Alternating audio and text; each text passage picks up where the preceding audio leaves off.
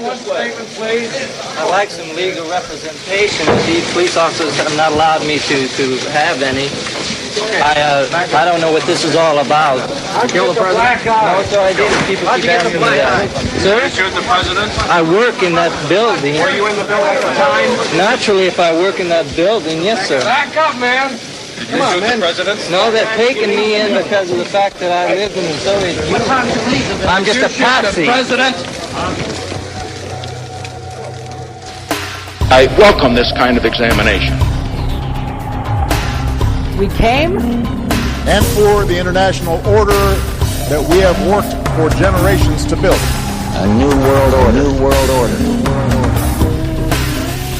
we saw, If suddenly there was a threat to this world from some other species, from another planet, outside in the universe. Always talk to you like they're the best. And then we're going to Washington, D.C. to take back the White House! he died. He died. But that's a wicked woman. Because people have got to know whether or not their president's a crook. Well, I'm not a crook. You can keep it. Period. Period. Period. They are the focus of evil in the modern world. It's a catastrophe. Deep in my heart, I do believe we shall overcome. This is the Midnight Rider News Podcast.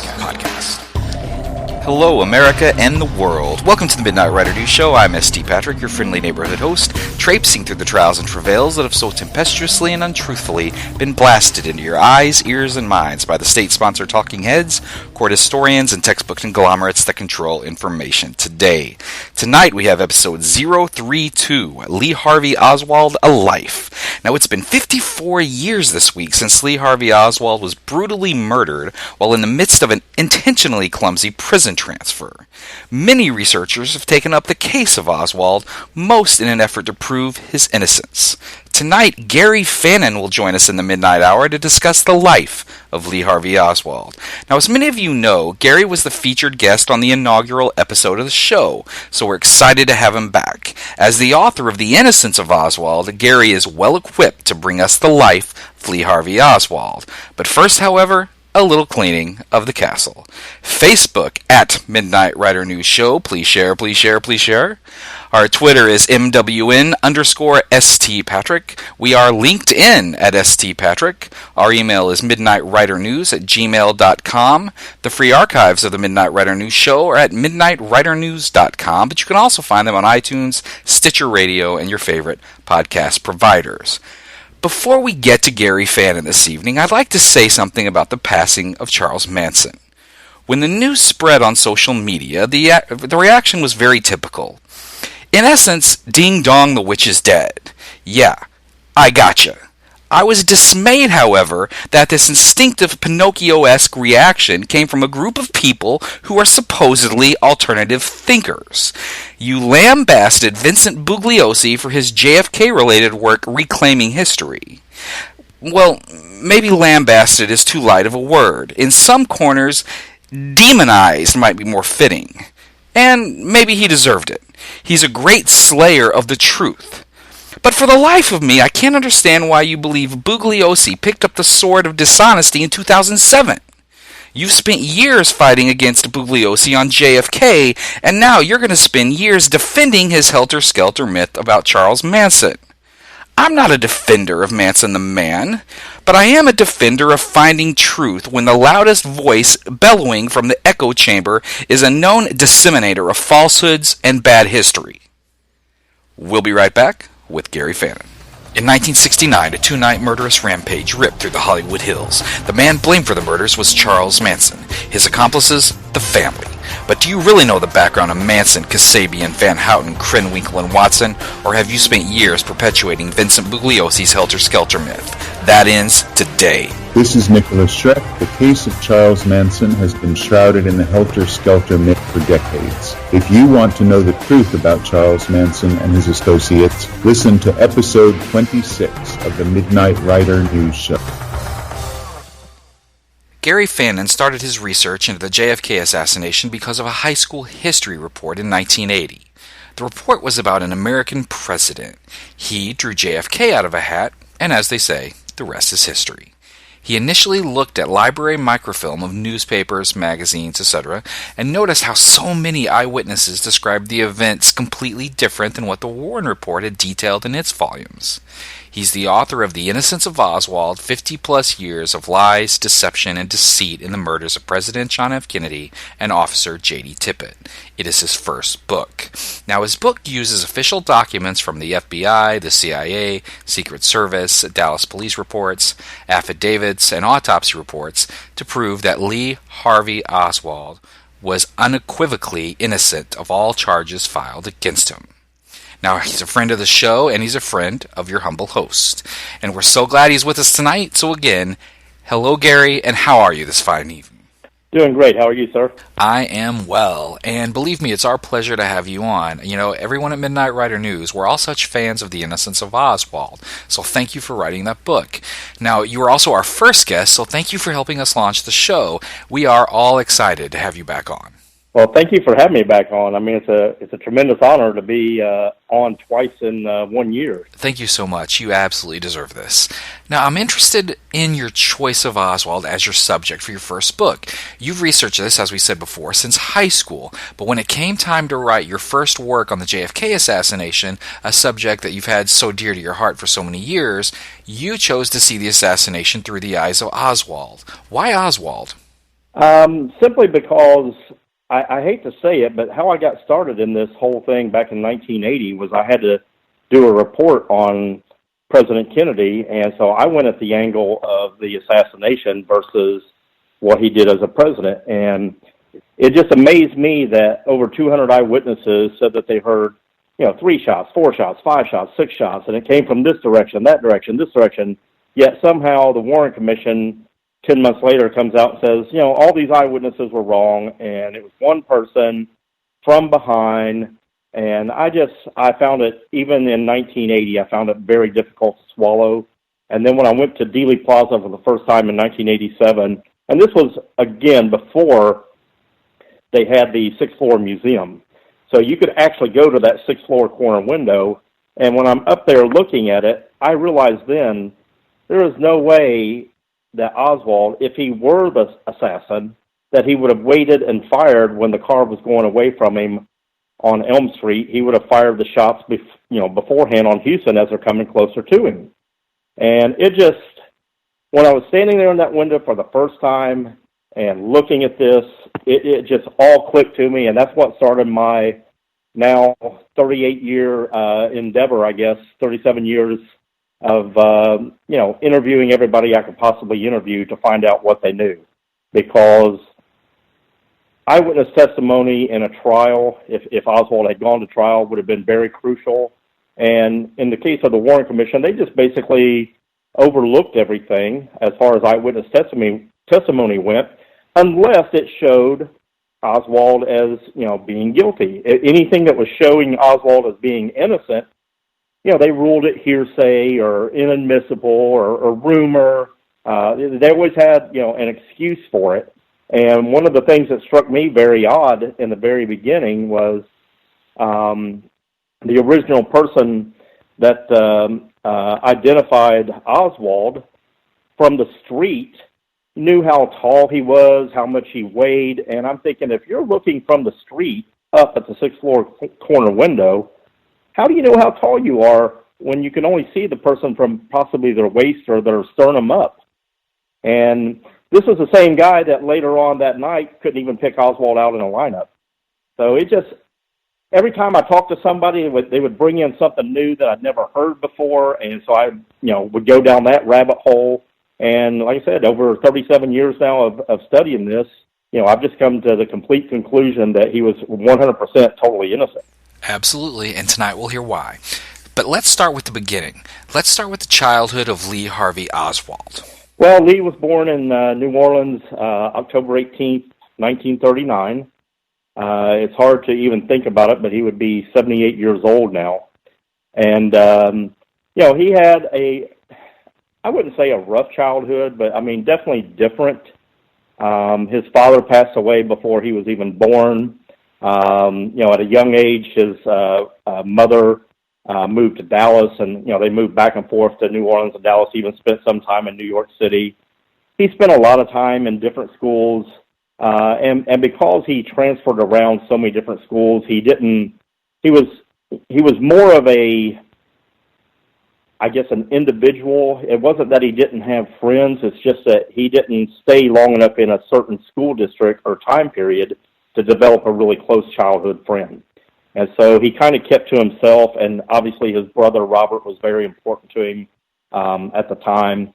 And like I said, it's not that he had a difficult childhood. Many people have the same kind of childhood that Lee Harvey Oswald had. And, again, they don't go out and kill the President of the United States. Now, in October of 1956, Lee Oswald joins the United States Marine Corps. He was 17 years old. I want to ask you two questions. I want to ask you why he joined, and also if you think that was a positive move for him in his life. Well, initially, I think he needed the discipline. He was becoming, in his young teenage years, he was becoming a little bit rambunctious, and he tried to actually join the Marines underage, and they wouldn't allow him in, but he finally did get in. I believe he was only 17 years old when he went into the Marines. And obviously, I think it was a very positive influence on him, but at the same time, he got involved with other factions of the Marines, and what I mean by other factions is the CIA is always looking for, well, who's your top recruits in the Marine Corps, who's your top recruits in the Army. And contrary to what the Warren Commission and most people believe about Lee Harvey Oswald, he was a very intelligent person. It always amazes me how the Warren Commission says that he was a loner, a loser, couldn't hold a job, couldn't do this, and yet, reports that I have that he had an IQ of 151, which is pretty incredible. And so I think Einstein only had 162. So for these people, the Warren Commission and everybody to say that he was a complete loser and everything, the guy was very gifted.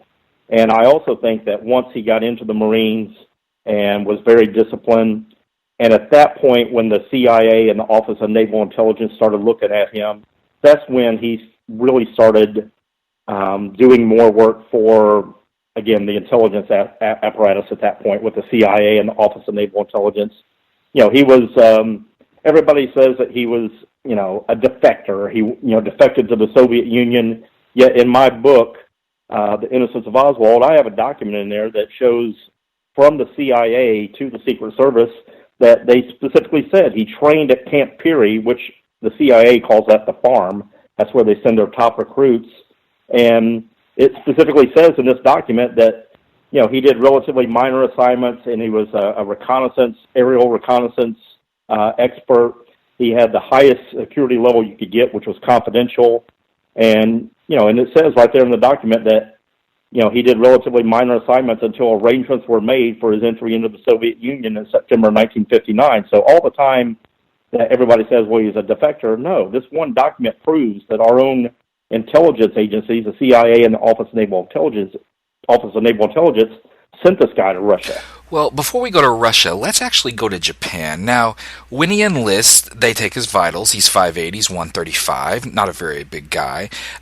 He's going to be trained in radar operation, which is going to require a security clearance. He spent some time in Mississippi, spent some time in California, and then in August of 1957, he's sent for a very curious assignment to Japan.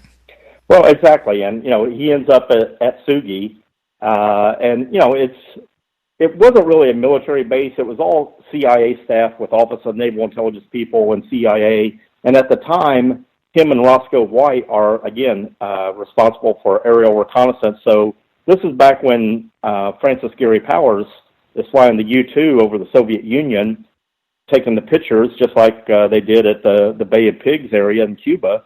And basically, Oswald's job is to evaluate these photographs for our intelligence agencies and let them know, hey, this is what I see, this is what I, detect. And for him to have that kind of, clearance level and responsibilities, again, it proves that he's not a loser. He's in the top probably 1% of his class. Otherwise, they wouldn't have him doing the specific job that he's doing. Because, again, the other thing you have to think about, too, ST, it was rumored when Francis Gary Powers went down, okay, when his plane was shot down, he rumored that Oswald or someone had given the Soviets intelligence to basically shoot down that plane because the plane was virtually untouchable. I do find it, at the very least, interesting speculation that Oswald's presence at Atsugi eventually led to Power's U-2 spy plane being shot down. But I just don't know that we know. What I do know is that the Warren Report, when it was released, brings Oswald's patriotism into question. Do you think Oswald was patriotic? Oh, I think he's very patriotic. But at the same time, he has to try to fit in as a Soviet citizen. I firmly believe that he tried to, quote, technically defect, but he was doing that as a cover operation to just try to earn the Soviets' trust so that he could learn information about the Soviet Union and their KGB and their military and so forth. But I think he was very patriotic. And again, the fact that history over the long term has showed him to be otherwise is a horrible disservice to Lee Oswald. Why don't we take Oswald's biography to the Soviet Union at this time? Now, he plans this trip well in advance. It's 1959. He's 20 years old. In fact, it's October 59. And he's going to go through Europe. He's going to go through Northern Europe, and he eventually arrives in the Soviet Union. How does he get there so easily, and how does he get back just as easily? Well, again, in September of 59, the Office of Naval Intelligence, which was basically a front runner of the CIA, sends Oswald there. And again, he's not a defector. He's there for intelligence operations, trying to learn Cold War secrets and so forth.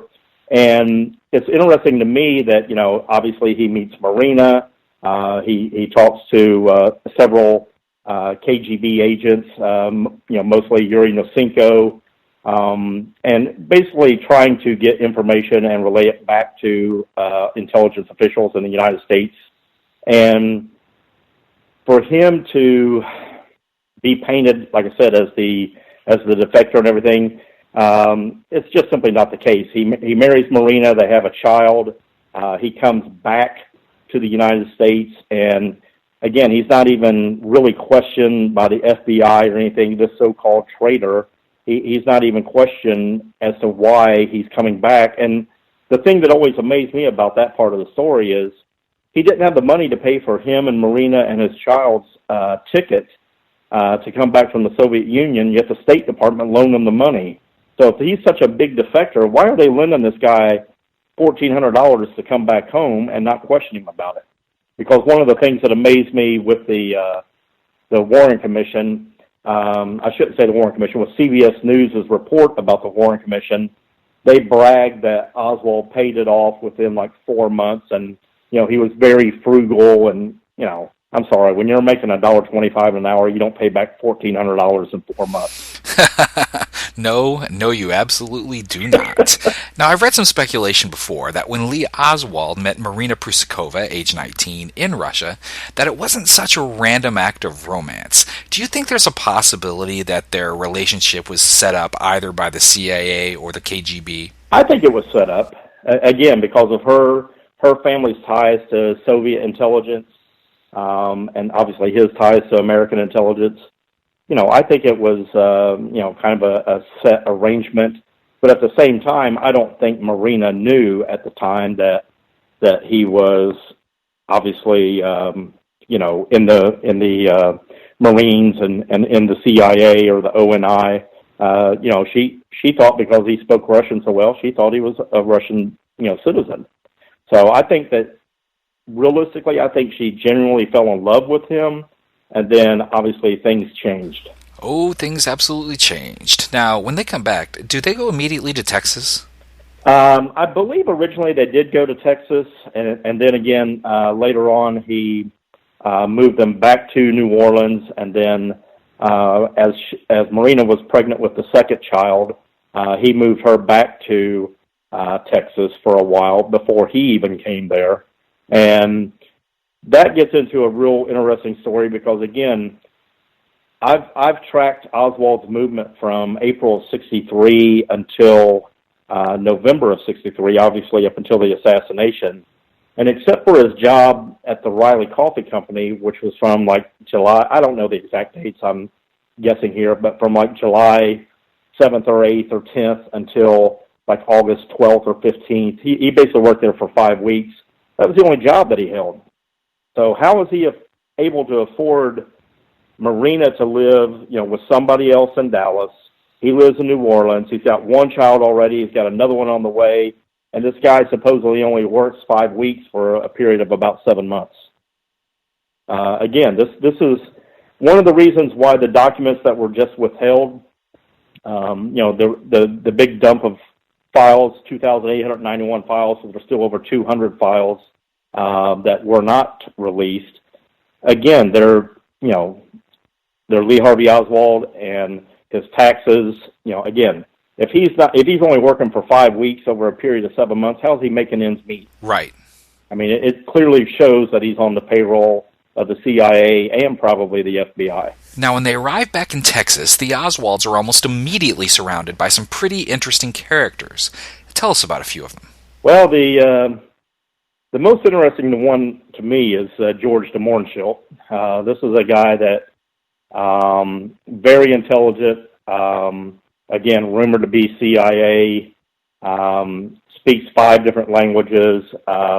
At the time of his death in 1977, he had George H.W. Bush's name and phone number in his wallet.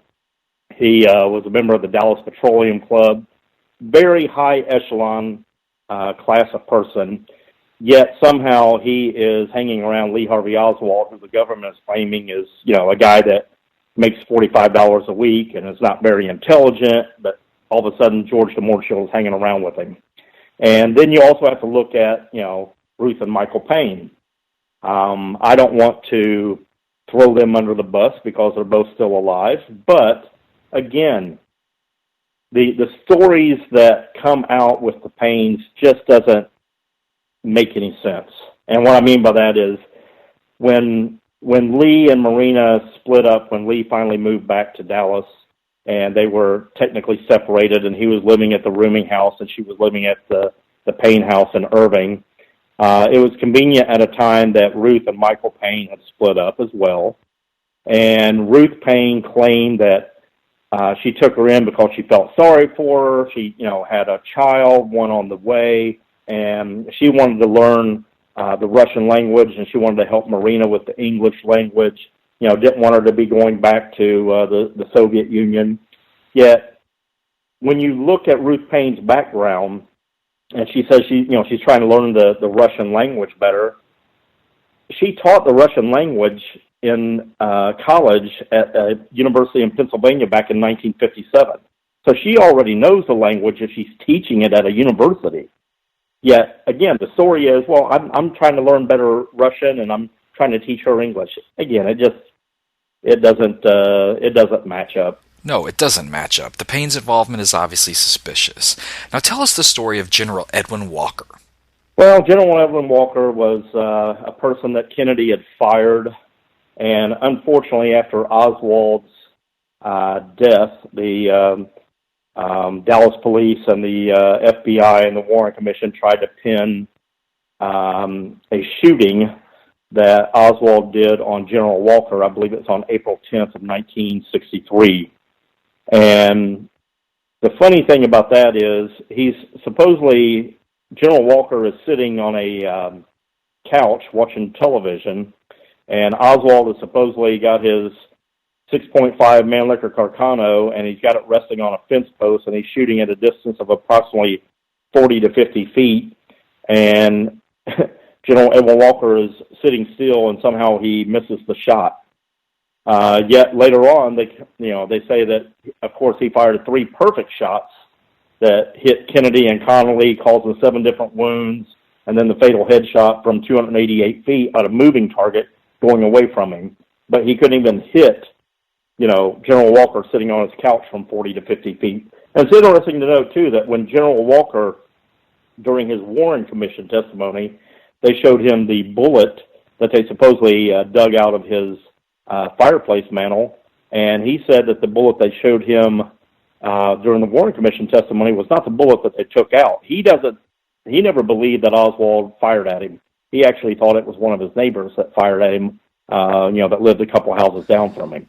Well, as you pointed out, the shots on General Walker and the shots made in Dealey Plaza seem to be a striking contradiction in skill. So I guess this is as good of a time as any to ask, was Lee Harvey Oswald a good shot? He's a horrible shot. When he first went into the Marines, he had 3 weeks intensive training on shooting, and he qualified 2 points into the second category. And what I mean by that is he was listed as a sharpshooter. Okay. Later on, his marksmanship level dropped down to marksman, which is the lowest level you have in the Marines. The way that the media and the Warren Commission painted it was, well, he was an excellent shot. He was a marksman in the Marines. Well, that's the lowest score you get. It's marksman, sharpshooter, and then expert or sniper. Depending on who you talk to, they call it an expert or a sniper at that point. But again, it was the lowest level he could qualify for was marksman. And like I said, after 3 weeks intensive training, when he first joined in 1957, he qualified 2 points into the sharpshooter category. And that's the only time he ever qualified for that level. The rest of the time, all of it was marksman. And on several occasions, his Marine buddies made fun of him because he had Maggie's drawers where he basically didn't even hit the target. So he was not a good shot by no means. And especially, he could have been the best shot in the world, but shooting a 6.5 Mannlicher Carcano, a weapon that's 18 years old, the Italians called it the humane rifle because it couldn't kill anything. So, I mean, it's, like I said, it was an absolutely horrible weapon. Again, 18 years old, 18-year-old, ammunition. I mean, if you're going to try to kill somebody as a professional, you're not going to go and buy a $12.78 rifle. Well, yes, I think that's absolutely true. And I think those kinds of details are a pretty strong argument against specific mob involvement down to the actual shooting. Well, and the fact that, a mob hit is always up close and personal. They want you to know they're behind it. Okay? They're coming at you. They want you to see the fear in your eyes as they're pulling the trigger. It's not anything that they would arrange to do it this way. And one of the important things, too, ST, that I tell everybody, because, I speak at these conferences, I speak at colleges, universities, high schools, and I tell people all the time, no matter who you think was behind the assassination, okay, Oswald alone, Oswald with an accomplice, the Mafia did it, the KGB did it, Castro did it, the favorite thing now with all the media is the Russians did it. No matter who you think was behind the assassination, there were 4 things that occurred that particular weekend that only our government could control. And what I mean by that is the first thing is the changing of the parade route. It was changed approximately a day, some people say 2 days beforehand. And the only people that could change the parade route were either Dallas officials, but even then, they would have to have Secret Service approval to do so. So again, originally the parade route was going right down Main Street, and they changed it to turn right on Houston, then left on Elm. Okay. Again, Oswald alone couldn't change the parade route. Oswald with an accomplice couldn't do that. The Mafia couldn't do that. Again, it had to have Secret Service approval. The second thing that happened was the Secret Service violated 16 different rules of presidential protection, including going out drinking the night before. But more importantly, in 1963, the rules of protection were, if the car slows down to less than 44 miles an hour or turns more than a 90-degree angle, you have to have agents on the running boards of the car on the sides and the back to protect the president from field of fire from 3 different directions, front, back, and by the side. Again, not only did it turn 90 degrees, it turned approximately 120 degrees to turn on Elm Street, and again, the Secret Service were not doing their job. Then you go to, after the president is shot, they go to Parkland Hospital. He's pronounced dead. In 1963, it's not a federal crime to kill the president. So his entire autopsy and investigation should have been handled by Dallas County officials. Dr. Earl Rose was one of the leading forensic pathologists at the time and was stationed right there in Parkland Hospital, was the coroner for Dallas County. He should have done the autopsy. Again, the Secret Service illegally removes the body, brings it back to Washington, D.C. for the autopsy. Again, Oswald couldn't do that. Okay, Oswald's accomplice couldn't do that. The Mafia couldn't do that. The Russians couldn't do that. And then the final straw is Lyndon Johnson appointing the Warren Commission to basically validate an FBI report, which, again, they had no jurisdiction over. But this FBI report was based upon a memo from Assistant Attorney General Nicholas Katzenbach to LBJ's aide, Bill Moyers. And so, again, these four things that happen, only our government could control those four things. Nobody else could do this.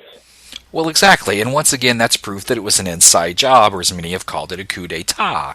And if that's the case, if it's so clear that Oswald acted alone, then why, 50-plus years later, are they still holding back hundreds of documents that are either partially or fully redacted if it's so abundantly clear that Lee Harvey Oswald acted alone? Exactly.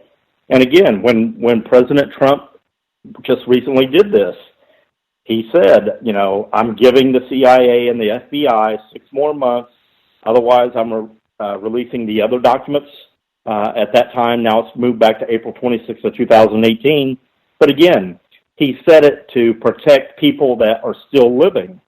Well, the only person that I know still living that could possibly have any involvement with it would have been George H.W. Bush, even though he claims he was not CIA until being appointed the director by Gerald Ford in 76. I mean, there's clearly a lot of indications that he was CIA the entire time. And again, George H.W. Bush is one of two people, the other being E. Howard Hunt, that couldn't remember where he was on November 22nd. That's absolutely true, except E. Howard Hunt cleared that up in his last confession, which leaves, how ironic is this, George H.W. Bush acting alone. Now, let's move to Oswald's last year. That's 1963. In April, he decides to go back to New Orleans, but this time, he's going to go alone. Why? Well, I believe, and this is based upon Ed Haslam's book, Dr. Mary's Monkey. I believe a lot of it has to do with, again, the plans for killing Castro. They were working on a cancer-causing virus. I think Oswald realized as early as July of 63 that he was possibly being set up. But at the same time, he still thinks he's a dedicated, intelligence agent and is doing what they ask him to do. A lot of people don't realize that with this cancer-causing agent that they were working on, where they were injecting cancer cells into mice and then killing the mice, taking the cells out, and basically making a big, super batch of cancer is the best way of describing it. And then they were also, using radiation to speed it up. At one point, I believe it was July 10th of 1963. I can't remember the exact date, but I know it was July of 63. Oswald signed into the Atomic Energy Commission in Oak Ridge, Tennessee, again, using a Celeron processor and so forth to speed up this process of cancer. And I think Oswald knew he was being set up then because even though he's from New Orleans at the time, he signs in and gives his name, Lee H. Oswald. He doesn't use an alias, but he signs down that he lives in Dallas Road in Dallas, Texas. And again, there is no Dallas Road in Dallas, Texas. And I think it was a way for him to try to tell people, hey, here's a clue, something's going on. And I think he was trying to let people know that he was being set up in much the same way that when we were talking earlier, when he came back from the Soviet Union, he was never really questioned or anything debriefed by the FBI or the CIA. And they asked him his marriage date to Marina to try to validate that they were married and everything. And he gave the date of April 31st, 1961, I believe was the year. And again, I think actually it was earlier than 61. I'm sorry, I got that wrong. But again, there's no April 31st. He's trying to set out clues that, hey, something is wrong, and nobody ever picked up on it anywhere. And if they did pick up on it, whether that be our intelligence agencies, again, they just overlooked it and didn't bring it to the attention of anyone that could possibly think, well, is this guy, a possible killer? Why is he saying these things and doing these things? I think he was trying to leave clues behind, that he knew he was being set up. So let's assume that what the Warren Commission tried to get us to believe is true. Oswald's a communist. Now, let's just assume that for sake of argument. We talked about the myriad of characters that surrounded the Oswalds when they returned to Texas in 1962.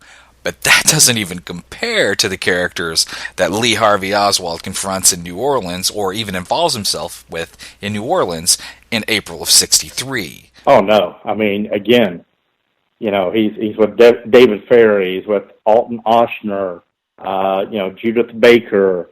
I mean, it's Guy Bannister. I mean, just the people that he is associating him with. Again, he's supposed to be. They're sheep dipping him as a communist sympathizer, and all these people that he's hanging around with vehemently, hate communists and communism. So it's like, well, it just doesn't make any sense. Why would you be hanging out with somebody that you have absolutely nothing in common with? And it's also important to know too, SC. A lot of people don't realize Guy Bannister was a former FBI agent as well. Okay, he had his little quote private investigation office down there, but again, he was FBI, and just like FBI, CIA. You don't leave those organizations. They may not give you important assignments anymore, but you don't leave them on your own accord. But even before he comes back to Dallas, there's also the time period where they were finally injecting basically prisoners up at the Jackson State Mental Hospital with this cancer-causing agent to see if it's going to work.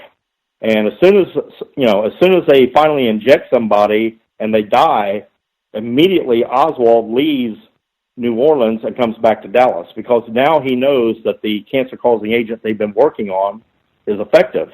Now he goes back to Dallas, and again, all the steps are falling in place for him to be set up as the assassin. And again, I think he knows as early as July, if not June, that he is being set up. And have you ever heard of Richard Case Nagel? Oh yes, The Man Who Knew Too Much by Dick Russell.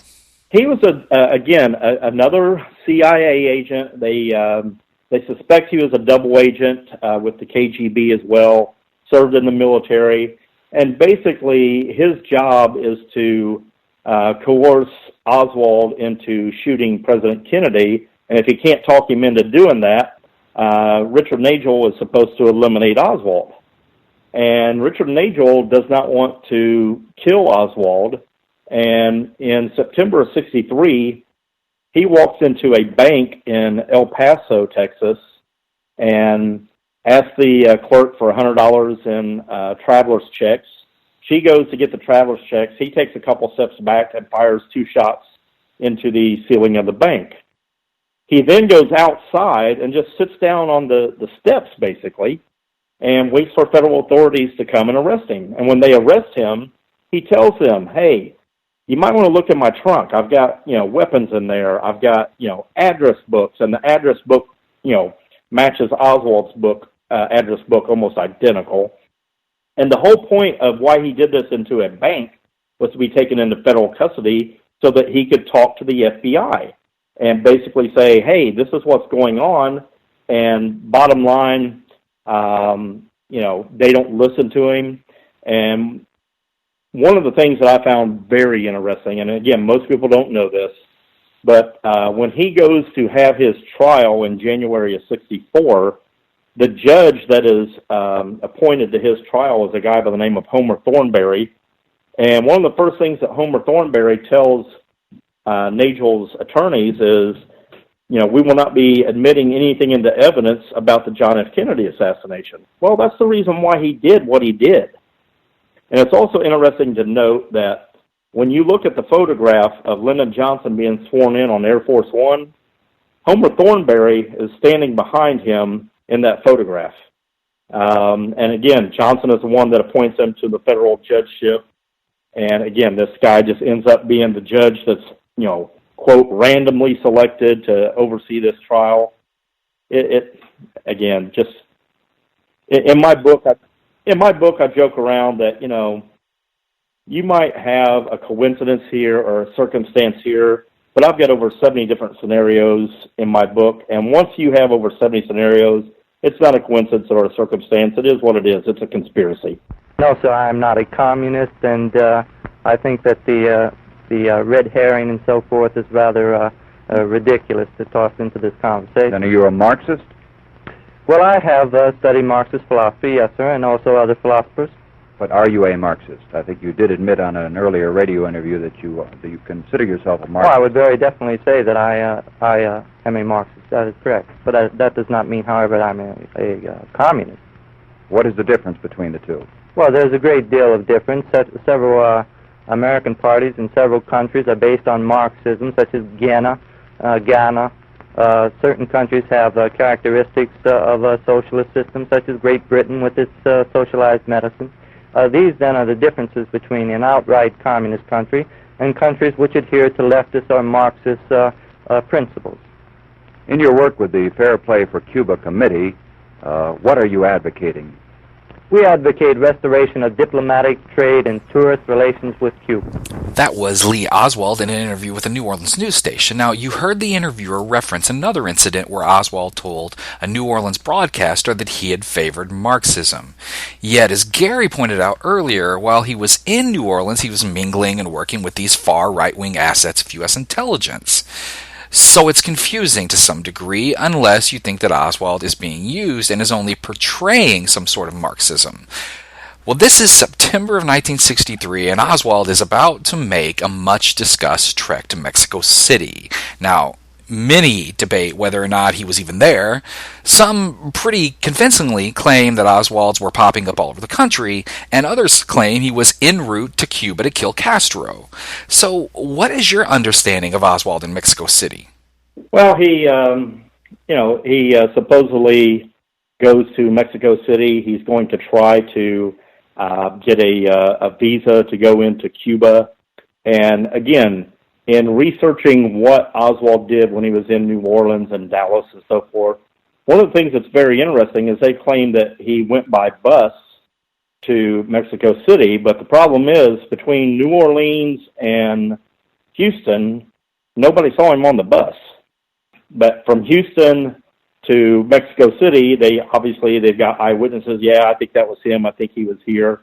And at the same time that he's supposedly doing this trip between New Orleans and Mexico City, he's seen in Austin, Texas. He's seen in Dallas, Texas. And again, he supposedly doesn't have a driver's license. How did he get from New Orleans to Austin, Austin to Dallas, Dallas to Houston?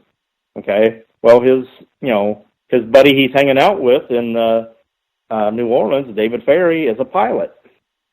So, I believe Ferry was flying Oswald to Austin, to Dallas, and then to Houston, and then he caught the bus from Houston, went to Mexico City, tried to get the visa, and tried to get into Cuba, obviously to assassinate Fidel Castro. And even with all of that, again, the government claims that they have photos of him at the embassy, and the person that you look at that they claim is Oswald does not look anything at all like Lee Harvey Oswald. I mean, there are so many different situations that you have so many people in, acting as if they're Lee Harvey Oswald. You got them at the firing range, you got them renting cars, you got them, in Mexico City, all these people that are, quote, Oswald. Lee Harvey Oswald, if he had that much time, I mean, it amazes me that, again, that the government has continued to put out this lie, yet with the media, everybody still believes it. Here's the hardest problem I have with this, ST, is I really believe he went there. I really think he was trying to get into Cuba to kill Castro. Why would he spend the entire spring and summer in New Orleans doing what he's doing with this cancer-causing virus and everything if he wasn't trying to kill Castro? But the problem that I have is there's no documented proof he was ever there. And even the people that said they saw him on a bus from Houston to Mexico City, there's not anything reliable in their testimony that shows that, yes, I could definitely pick him out of a lineup. Because, again, at the same time he's supposedly in Mexico City is also when Sylvia Odio sees him in Dallas, Texas. Well, you can't be two places at the same time. I mean, I really think, that Ferry flew him to Austin, flew him to Dallas, flew him to Houston, and then he did the bus down there. But again, there's no credible proof. There's no pictures. But again, the government claims that, a lot of those files were accidentally destroyed and erased accidentally. So it's very convenient for them to lose files or say that they were erased accidentally. Now, even before Dallas, there were sort of these plots to take the life of JFK in both Chicago and Miami. Now, there's a story from Chicago, I think it was from Abraham Bolden, where this man named Lee was actually trying to stop the plot. Exactly. It was supposedly an FBI informant by the name of Lee that called and said that somebody was going to try to assassinate Kennedy in the motorcade. I believe Kennedy was in town to go to the Army-Navy game. I think it was November 2nd of 63. And it's also interesting to note, too, that the person, the informant mentioned the person's name was Thomas Arthur Vallee, who, again, just happened to be a Marine, just happened to be in Russia, just happened to serve the same time that Lee did, just happened to take a job overlooking the motorcade route. So, again, this is another person that they put in place to basically assassinate Kennedy. And Lee, by most accounts, most people that I have talked to that knew Lee said he was very fond of President Kennedy and his policy. So I think Lee made the phone call to tip the Chicago police and the Chicago FBI office to have this guy arrested. And when you get into the Miami location, same thing.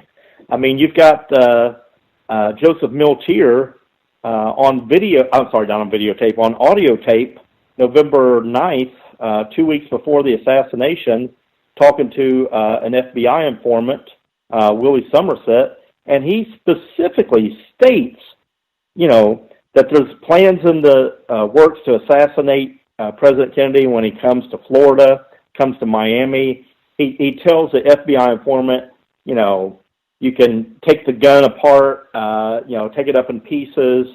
It's going to happen from a office building, and he says that they'll immediately pick somebody up immediately just to throw the public off. Again, describing the assassination exactly the way it occurred 2 weeks later. And it's interesting to note, too, I don't know if you know this or not, ST, but Joseph Miltier was actually in Dallas during the assassination of JFK on November 22nd.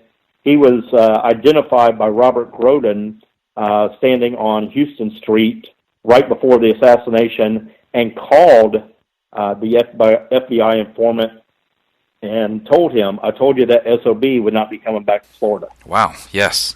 Now, if you're right that Lee Harvey Oswald was going through Mexico City to kill Castro in Cuba, that would still sort of go against the James Douglas JFK and the unspeakable thesis that JFK at the very least was going through this sort of spiritual détente within himself, and at the very most, he was sort of nurturing these private back-channel détente-like discussions with both Khrushchev and Castro.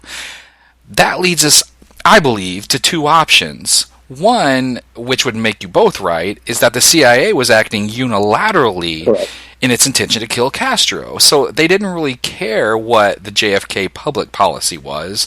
They were going to accomplish this. Number two is that JFK sort of still favored an ultimate replacement in Cuba, even if it meant the killing of Castro, if not only to make sort of some sort of intra-administrative détente with his own Joint Chiefs. Which do you believe is true? Well, I think it was definitely the CIA and rogue agents of the CIA that were going against what Kennedy was trying to do for peace. You got to realize in June of 63, when Kennedy gave the American University speech, it was all about peace, and we got to examine the Soviets and everybody else's attitudes. And I mean, that is a 27-minute speech, and I think he says the word peace upwards of 140, 150 times in that speech. I totally believe JFK had already worked out a deal with not only Khrushchev, but also with Castro. And, I'm not trying to pick on Ronald Reagan or anybody, but for him to say in, 87, 88, Mr. Gorbachev, tear down this wall, and that's the end of the Cold War. The end of the Cold War was the Cuban Missile Crisis. And once that happened, again, we had no problems with the Soviet Union. JFK, they agreed to pull the missiles out of Cuba. JFK pulled the missiles out of Turkey. Again, this was all back channel. Nobody knew about it in the press. JFK had worked secret deals with both Castro and Khrushchev for world peace. And at the same time, unfortunately, after JFK was assassinated, both Jackie and Robert Kennedy knew that this was a domestic incident and actually sent a family friend to the Russian embassy in Moscow to let them know that, hey, the Lyndon Johnson administration is going to try to pin this on you and Cuba. Don't take the bait. Don't go into World War III. This was a domestic incident, and we know it was a domestic incident. So it's now October of '63, and Oswald is back in Dallas. How does he find work at the Texas School Book Depository? Well, that's, again, an amazing story because he happens to hear with Marina staying with the Paynes, about 3 or 4 houses down from the Paynes is Buell Frazier's sister. I believe her name was Lenny Mae Randall. And she supposedly called Ruth Payne to say, hey, you know, I hear they're hiring people at the School Book Depository, and, you know, Lee's been back, and he's got, you know, now 2 children, and he's, you know, living at a rooming house. She's there. He doesn't have any money somehow, but he's still paying for all this. And so he gets the job at the School Book Depository, making $1.25 an hour. Now, what I find really interesting about this is also the fact that Oswald was offered another job. There was a phone call to Ruth Payne to work at the local airport. And it was going to actually pay about $100 more a month than what he was going to make at the School Book Depository. But Ruth Payne, for whatever reason, did not inform Mr. Oswald that that somebody else is looking for his services and a job. If he supposedly needs money, why wouldn't she tell him this? The Paynes again, they are very suspect in my opinion. Now, shortly after the assassination, Ruth Payne has a pretty interesting encounter with the FBI. Is that correct? Not the FBI, but the Dallas police. Oswald was arrested at the theater in Oak Cliff at 1:40. It's about 20-25 minute drive maybe to downtown with traffic to him to get to the police station, the municipal building at that point. So he arrives there, let's give him the benefit of the doubt, he did it in 15 minutes. He gets there at 5:02. They have to fingerprint him, mugshot him. They're not going to start talking to him or interviewing him or questioning him until at least 2:15, 2:20. However, Ruth Payne, and this is in The Men Who Killed Kennedy, and it's also in her Warren Commission testimony, Ruth Payne says that 6 Dallas police officers showed up at her house at 2 o'clock on Friday, and instead of, opening the door and being surprised that there were policemen there, she says, "Come on in, I've been expecting you." Well, this was 1963. You didn't have, around-the-clock news. You didn't have radios, giving exact details. He was just arrested at 1:40. They would have had to have left the police station before he was even arrested to get to the house in Irving by 2 o'clock. So how is she, she says, "Come on in, I've been expecting you." That makes absolutely no sense. And, the other thing that I like to bring up too is I have no way of proving this, but I'm 95% sure that either Ruth or Michael Payne delivered the 6.5 Mannlicher Carcano gun to somebody in the Dallas Police Department or another officer off-site. Because, again, you can go on YouTube today and Walter Cronkite, all the major, news anchors are saying that the rifle found was a 7.65 German Mauser. They're reporting this as late as Saturday at 6 o'clock. So for 29 hours after this assassination, they're still saying that the gun was a 7.65 German Mauser, yet Oswald didn't own that gun. He owned a 6.5 Mannlicher Carcano. And so what does Uncle Walter Cronkite say?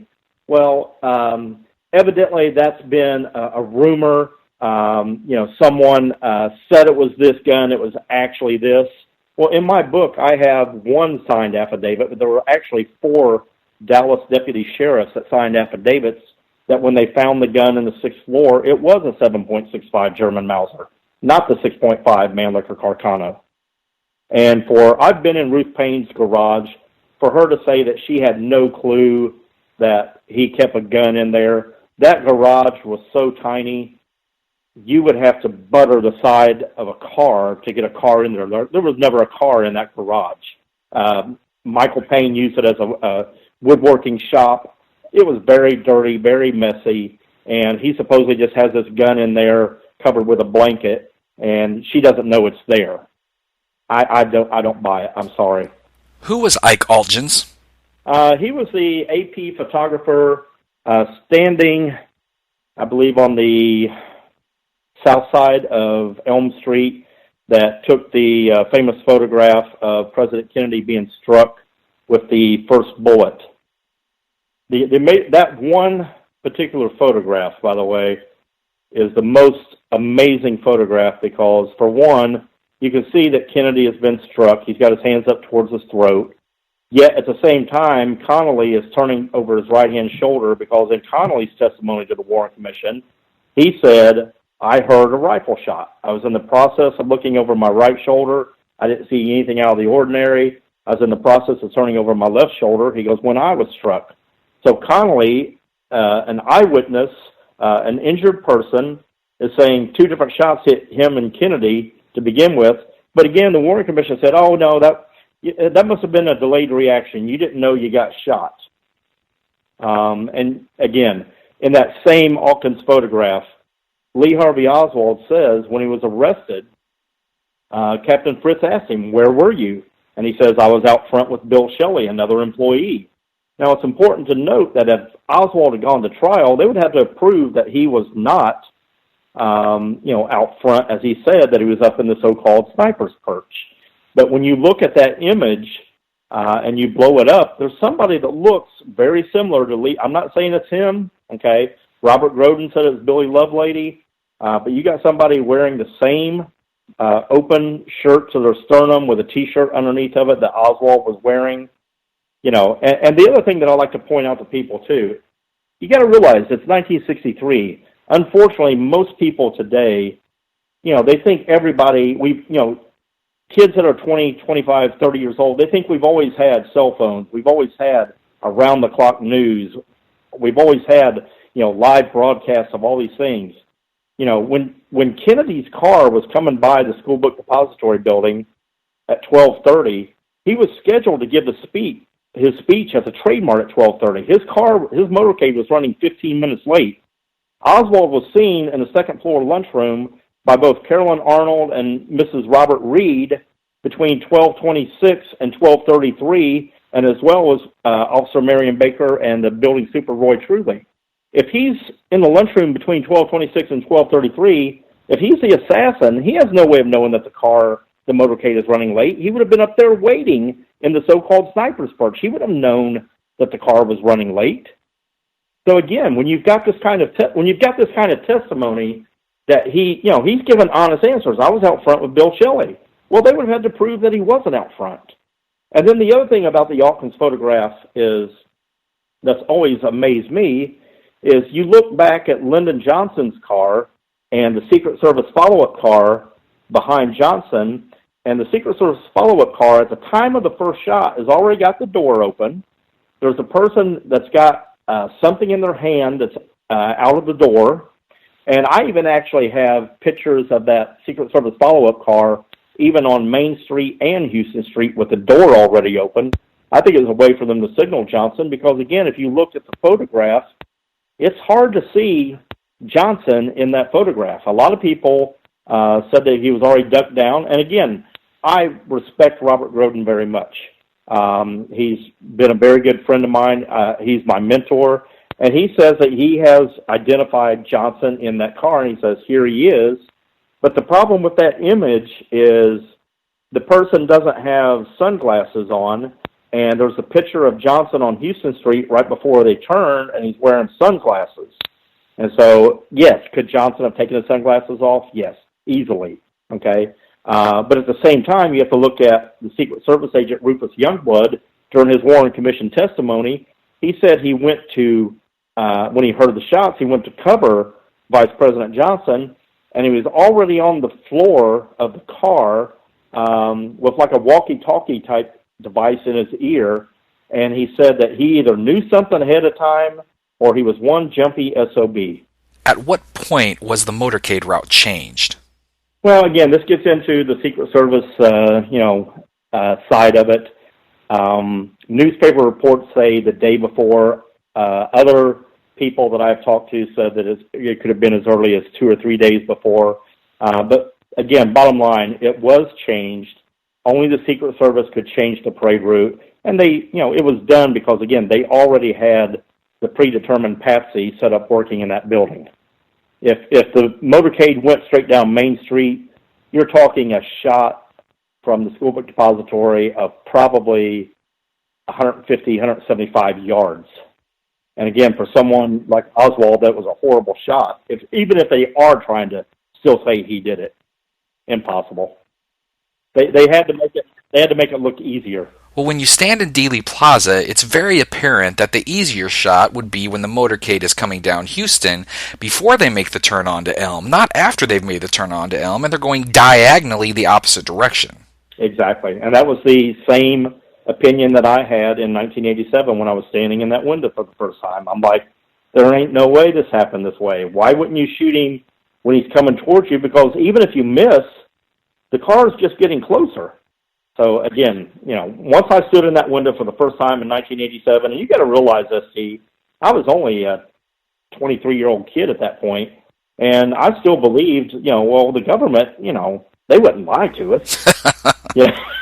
And when I'm standing there, and I'm thinking, if I'm Oswald, if I'm the assassin, why would I wait till he's over here? He's going away from me. He's going, and you've been there, but the people that haven't been to Dealey Plaza, that grade of that road going down to the triple underpass, that is a steep hill. And again, the angle that he was shooting, shooting supposedly through the tree, the further the car goes away, the harder the shot. Yeah, the first shot is not the perfect shot. It's the last shot that's perfect. And getting into that as well, it always amazed me too. Walter Cronkite, he came on the news, almost immediately after it happened, within probably 15, 20 minutes. And he even said that they weren't prepared, obviously, for something like this because it took a long time for the bulbs in the camera to heat up so that they could actually have live broadcasts. And so the initial broadcast you see, it's just a black screen, says CBS News, and you hear Walter Cronkite saying 3 shots were fired at President Kennedy. They think this, could be fatal. Here's the problem that I have with that. It's 15, 20 minutes after the assassination. Again, no investigation has been done, okay? The eyewitnesses, over 200 eyewitnesses, most of them said, I heard 3 shots, I heard 4, I heard 5, I heard 6. How did the media know exactly it was only 3 shots already within 15 minutes? Even when I worked on the film JFK, we had speakers set up to simulate the sounds of the gunshots, and even the actors didn't know how many shots were being fired. But again, the media, Walter Cronkite and the media knew about this immediately. And again, you go into the media, the day after the assassination, when Zapruder sells his film to Life magazine, you have Dan Rather goes on the air there at WFAA in Dallas and says, acting like he's out of breath. I've just seen this, the horrible film of the assassination of the president, and at the time of the fatal headshot, his head is thrown violently forward. Who told him to lie? I don't care where you think the shots came from. His head did not go forward. So the shots ring out in Dealey Plaza. What is Lee Harvey Oswald doing, and where does he go next? Well, if you want to believe the government's version, he simply walked out of the school book depository building within a couple of minutes. He walked approximately 4.5 to 5 blocks up Elm Street. He caught a bus, which was obviously going right back to Dealey Plaza. And after a couple of blocks that it wasn't moving, he got off the bus, asked for a transfer. He then walked approximately 3 blocks to the Greyhound bus station. And after giving the first person in line, a pregnant lady, the first cab that showed up. He gets in the second cab, goes out to his rooming house in Oak Cliff, and instead of being dropped off at his rooming house, he gets dropped off approximately 5 blocks past his rooming house and walks back into the rooming house. According to the landlady, Earlene Roberts, he arrives there at 1 o'clock. So somehow in 27 minutes, he walks 4.5 to 5 blocks, rides a bus for a short period of time, walks 3 blocks, offers a cab to the first person, takes the second cab, rides approximately 3.5, 4 miles, gets dropped off 5 blocks from his house, and then walks back in at 1 o'clock. And, you know, one of the things I did too, ST, I don't know if I told you the story, but when I was doing this research for my book, I tried to simulate that 3 different times, on a Thursday, Friday, and a Saturday. And don't get me wrong, I know that the traffic is much busier now. I didn't get on the bus, okay? I just walked to the area and walked back because, again, I figured walking would be quicker than the actual bus being stuck in traffic anyhow. I drove my rental car out to where he supposedly got dropped off and walked back to the rooming house. I did this 3 separate times on a Thursday, Friday, and Saturday. The only time that I did it in under 27 minutes was on Saturday, and I did it in 26 minutes and 40 seconds. And I know, again, I know in 63, you know, it wasn't, there wasn't as many cars, there wasn't, you know, I understand that. Okay, I know that the traffic now is a lot worse everywhere than what it was in 1963, but you have to realize, too, when I did it, there wasn't an assassination that just occurred 3 blocks away, and all the police and everybody were converging on that area. Now, many of our listeners obviously know that Oswald was going to be accused of killing President Kennedy. What they may not know or may not remember is that he was also going to be accused of killing police officer J.D. Tippit. At what point after he leaves the Texas School Book Depository did Lee Harvey Oswald supposedly kill Officer J.D. Tippit? Well, again, according to the Warren Commission, Earlene Roberts said that he came in, he didn't say anything. He grabbed his jacket and, according to the Warren Commission, grabbed his revolver and left the house. And she saw him standing out on the street corner at 104. And in the meantime, she had heard a police car pull up and toot the horn a couple of times. A lot of people think this is a signal for Oswald. But regardless, according to her testimony, he left at 104. She saw him out by the street corner. She assumed he was catching a bus again. Approximately 9/10 of a mile away, Officer Tippit, upon hearing the radio broadcast of a APB, supposedly sees Oswald walking at 10th and Patton, questions him a little bit, gets out of the car, and according to the government, Oswald shoots him 3 times in the chest and once in the side of the head. The problem with this is they said that happened at 1:15 p.m., yet when you look at the Warren Commission testimony and the police affidavit of their key witness that saw supposedly Oswald shoot Tippit, that was Helen Markham, she said it happened at 1:06. Well, 1:04 to 1:06 is 2 minutes. He doesn't have a car. How does he run 9/10 of a mile, commit this crime, and, basically leave? And again, it goes back to the documents in my book. The way the government changed that story was they used the 1:15 time was the time that Officer Tippit arrived at Methodist Hospital, DOA. So again, they anything that shows Oswald's innocence, they don't admit it. Anything that shows his guilt, they do. So they say, well, they gave him 11 minutes to cover that 9/10 of a mile, and so then they said, well, he had a conversation. Helen Markham said Oswald supposedly leaned over into the car and had a conversation with Tippit before Tippit got out. Yet when the police showed up after Tippit was killed, the window wasn't down. The passenger window wasn't down. They didn't have, electric windows then. There were no fingerprints on the side of the car. So then they said, well, he was talking to him through the little visor window, the little side window. And again, when you look at Tippit's autopsy, there were 2 .38 automatic shells found in his body, 2 .38 revolver shells found in his body. Oswald owned a 6-shot revolver. The bullets are not interchangeable.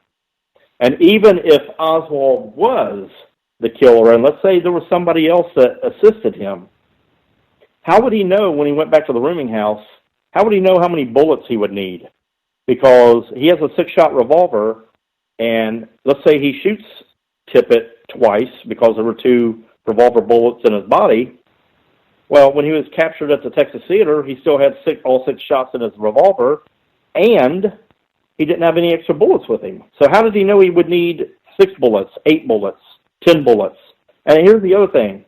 The police said that when they went to apprehend Oswald, he tried to pull the gun. He yelled something like, "This is it," and tried to fight his way out, shoot his way out, and they said that the gun misfired. And sure enough, when they tested the gun, the firing pin didn't line up with the bullet chamber, and so therefore when they tested the gun, it didn't shoot. Well, how did it supposedly work 40 minutes ago when Tippit was killed? I think there are 2 questions here that are probably pretty logical to the newcomer on this case. One, if he is innocent, why scurry to either hide or to be entertained at the Texas Theater when the President of the United States has been killed right outside of where you work? And 2, why did he go home to get a gun? Well, and again, my reasoning for why he went to the movie theater, I think that was a prearranged location that he was supposed to meet somebody to find out, where to go, what to do. Think of it this way, ST. If you're trying to be a secret person, CIA, a secret informant, I'm trying to give you information, but I can't let anybody see me give you that information. The 2 most popular places that people would meet would be at a movie theater because, again, you're talking hundreds of seats, and nobody knows if you're sitting next to that person because you're with them or you just happen to sit down there. But it's very easy. You could whisper to each other in a movie theater if that was his prearranged location. You could whisper to somebody and nobody would suspect anything as long as you're not talking to the point that you're interrupting the film. And another place that you can do that is a library. You go into a library and you come into the library the same time I do, but I'm trying to give you information. But I don't come up to you and hand you a note or talk to you. I put a note in a book, and when you go in there that you're going to pull out the book Catcher in the Rye or whatever the book is and turn to page 150, and there's my note. Nobody would suspect that you and I had conversation, yet I still got the information to you. So I think the Texas Theater, I think that was a location that he normally would go to communicate to whoever was his handler, whatever you want to call it at that point.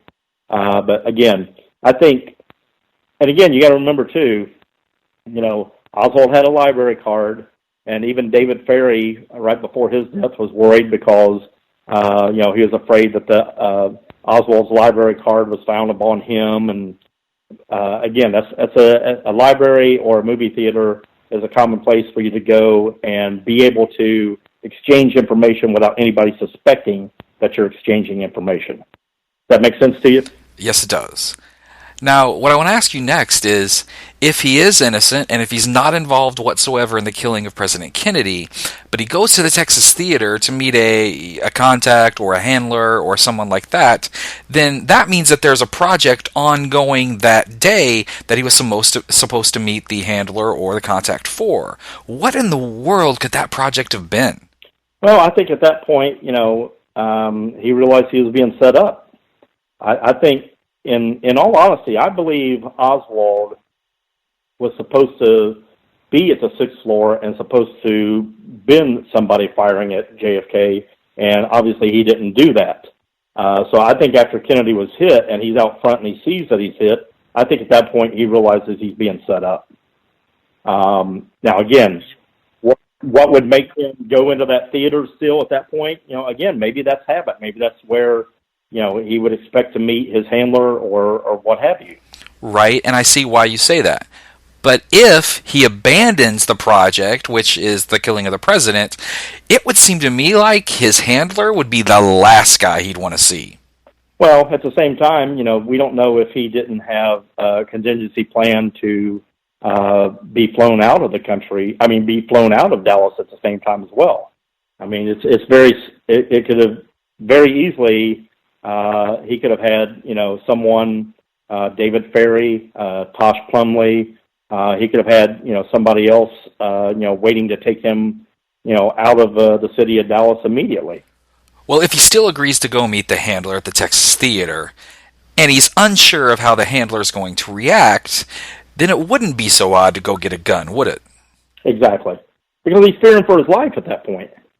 Okay? I mean, the old mafia secret is, 3 of you can keep a secret if 2 of you are dead. One of the things, I don't know if you've seen this or not, but one of the documents that recently got released in this document dump of the 2,891 documents, one of the documents said that Tippit was a shooter of JFK. Have you seen that document? Now, I have seen the document, but I've also heard some people speculate that the document isn't real. So explain that to us. Well, here's my thought process on that. And again, I don't mean to say anything bad about Officer Tippit or his family or anything, but let's say that document was real and Tippit was a shooter, okay? So if Tippit is supposedly a shooter and Oswald is supposedly a shooter and the president gets killed, if Oswald's on the 6th floor and Tippit is behind the stockade fence on the grassy knoll, he could easily get to the front door of the school book depository quicker than Oswald could descend 6 flights of steps and get out. Let's say Tippit goes into the school book depository, sees Oswald, kills him, and then they find the gun later, the bullets later. He's the super cop. He's the hero that captured the guy that killed the president.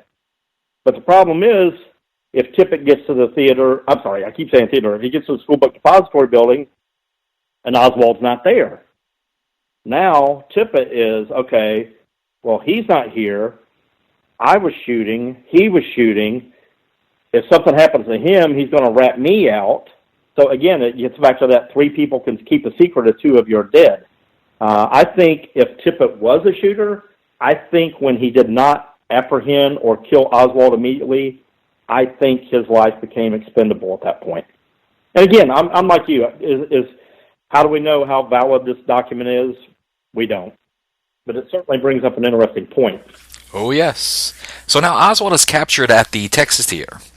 What happens to him over the next 2 days? Well, he's interrogated for nearly 13 hours, yet there's no notes, no stenographer, no recordings of his questioning, whether it's by the Dallas police or the sheriff's office. The people doing the investigation, they're questioning him for 13 hours, yet nothing's written down. So basically, with Oswald not being able to get an attorney, even though he tried to get one through Ruth Payne, who did not get him an attorney, anything that Oswald would have said would have probably been inadmissible in court anyhow. And here's another thing that I bring up as well, that Oswald supposedly left the school book depository, rode the bus, did the cab, and he's got a bus transfer in his pocket when he's arrested. At no time when Oswald is being questioned by reporters, when he's out in the hall being transferred from jail cell to lineup to jail cell to interview, at no point does he ever say how he got to the rooming house, how he got to the theater. The police could have very easily had anybody that looked like Oswald get on a bus, ask for a transfer ticket, and say, yeah, here's the transfer ticket. This proves that, that he was on the bus. It doesn't prove anything. And also, if you look at Michael Payne, he is a dead ringer for Lee Harvey Oswald. I mean, he looked exactly like him. But bottom line, again, when you're at the police station for 2 days, questioning, Ruby is obviously stalking him at that point. Ruby corrects the Dallas police and says it's a fair play for Cuba committee on Friday night. Again, Ruby was ordered to basically silence Oswald at that point because, again, the old saying, 3 people can keep a secret if 2 of them are dead. The thing that amazes me, too, is in my book, I have a FBI report signed by J. Edgar Hoover the day after the assassination to Chief of Police Jesse Curry. And what had happened was, once they arrested Oswald and found the gun that wasn't his but suddenly morphed into his, and the pistol that didn't work properly, they couldn't find any fingerprints, and so even though it wasn't, an FBI case, they sent the weapons to the FBI, figuring they had better technology.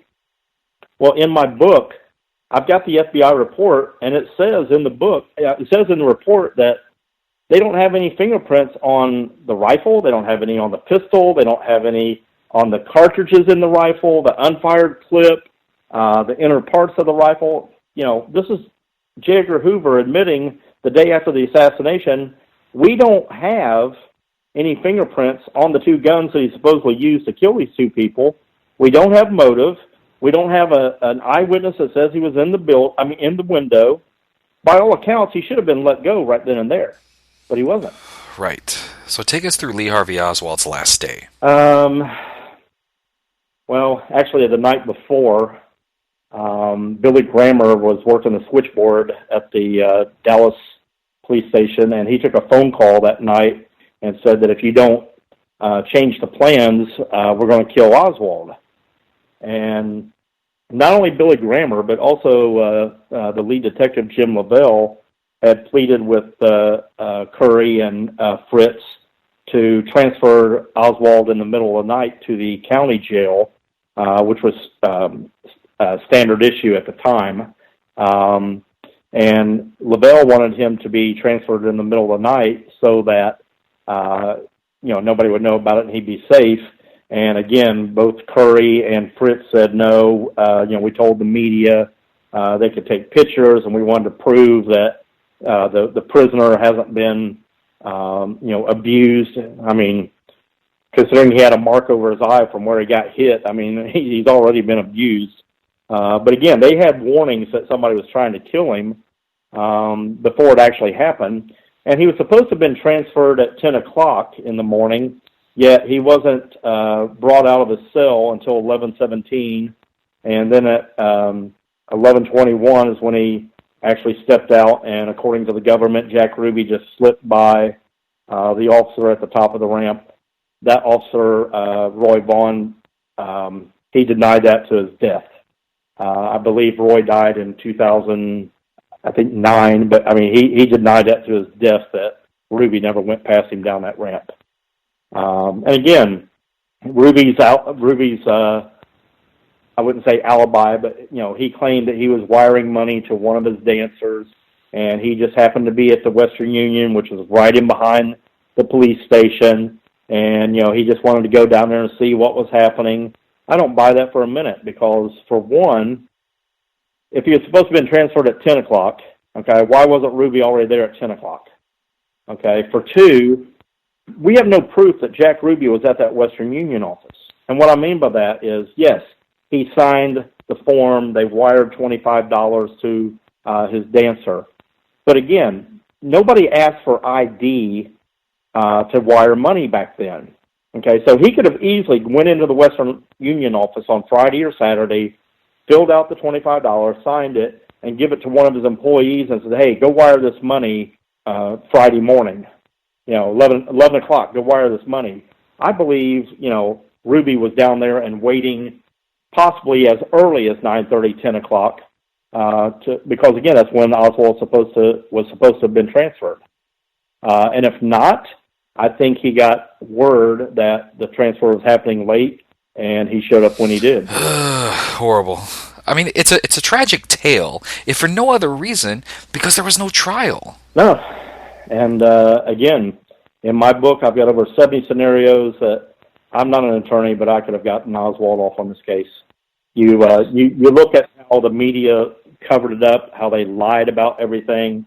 The test, I understand you had the paraffin test, and Chief Curry says, I understand it was positive. Well, what it was positive for was for cardboard, not for gunpowder. But again, he says, I understand it was positive. So they take it that, that means he had gunpowder on him. No, he had, nitrates of cardboard. Well, his job was carrying cardboard boxes. But again, the way that they issue things, and again, in my book, I've got two different nitrate tests that show that, that they're negative for gunpowder. And J. Edgar Hoover even wrote a report that said that, that the nitrate test was not reliable. So again, the way they manipulate everything, it amazes me to this day that they asked Captain Fritz, they asked Jesse Curry, is this the man that killed the president? Oh yeah, I mean it's an iron shut case. We know he did it. And today, you've got all the media going out there, and even when somebody did something, okay, they're still saying, well, alleged shooter or alleged suspect or whatever.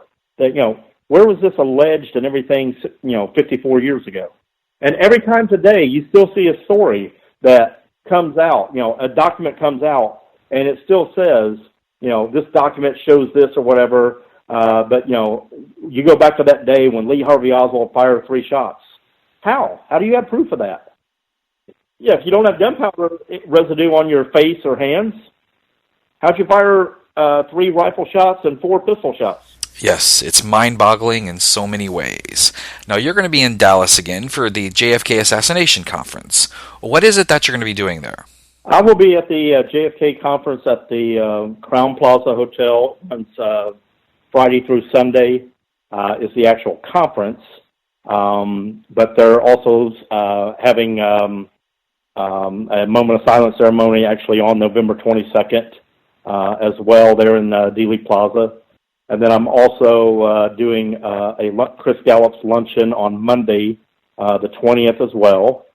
So it's, for people that have never been, it is an incredible opportunity to meet, firsthand witnesses. I mean, Mary Ann Moorman's going to be there. Hubert Clark, who was a JFK honor guard, he's going to be there. Again, you've got Roger Stone, Dr. Cyril Weck, I mean, E. Howard Hunt's son, St. John. I mean, just incredible people that have vast amount of knowledge about this assassination. And it's relatively inexpensive. It's, I think, $120, $130 for all 3 days. And we don't do, 9 to 5. I mean, we start at 9 o'clock in the morning, go till 10, 11 o'clock at night, we're packing in, 12, 14-hour days, 3 days in a row. It's so much fun because, again, you have people that have attended conferences before. You have people that have never been there before. They just got involved with the assassination. They don't know what to believe. And, again, when you're talking to all these experts, and, I'm not saying I know everything. Obviously, I don't. But I do feel that I probably know more about the innocence of Oswald than probably about anybody else out there, with the exception maybe of Robert Gordon. Well, going to one of these conferences, it's really just a fantastic experience overall. It really is. And every year, somebody brings something new to the table. Every year, there's something new. So what are you working on now, Gary? What can we expect next? I am actually working with Lyndon Johnson's attorney from 1967 to 1973, Barr McClellan. And we have actually officially at the Department of Justice in Washington, D.C., filed paperwork to submit for a pardon for Lee Harvey Oswald, as well as pardons for like Billy Saul Estes, Clint Peoples, accommodations. And we're also looking for like medals of honor for certain people like Henry Marshall and so forth. So we've got several things that we're working on that front. So I'll be going back to D.C. soon to fill out more paperwork on that. Obviously, we're still waiting on the other 200 files to be released. I just recently worked on a documentary with John Barber and Brian Lloyd and several other people. The American Media and the Second Assassination of President John F. Kennedy, the Jim Garrison tapes, Part 2.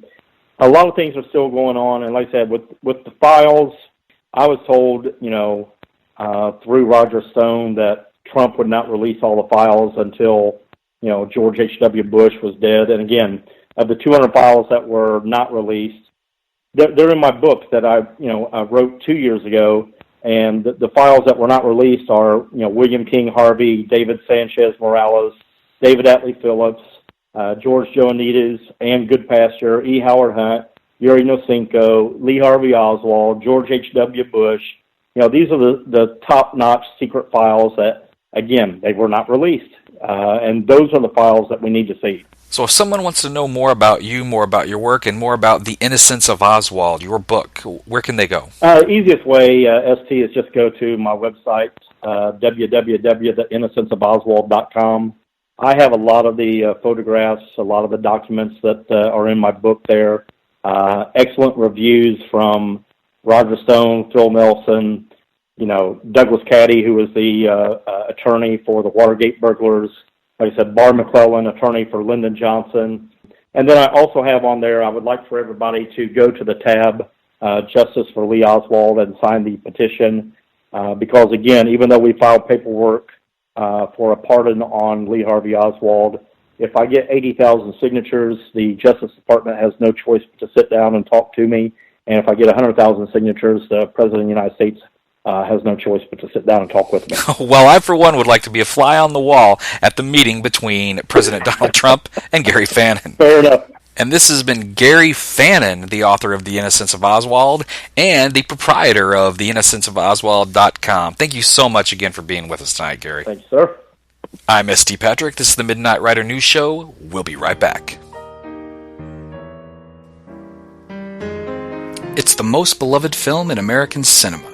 Journey back to Rick's Cafe American as we discuss the making of Casablanca in episode 12 of the Midnight Rider News Show.